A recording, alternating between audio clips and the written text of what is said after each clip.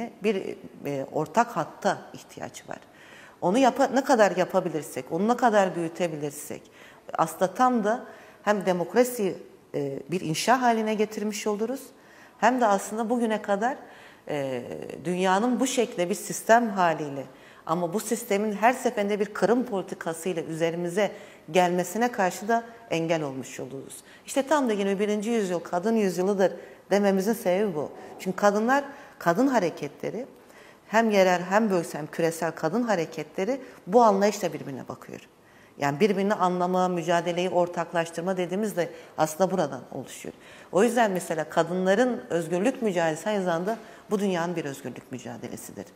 Toplumların özgürlük mücadelesidir. Halkların, inançların, kimliklerin, emeğin özgürlük mücadelesidir.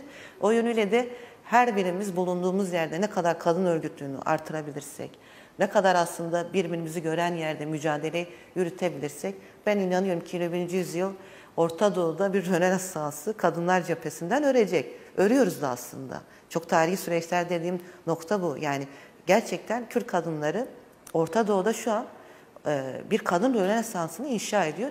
Bu Rönesans'a tüm kadınlara çağrımızdır. Herkes gelsin, burada rol alsın. Bu Rönesans hepimizin Rönesansı.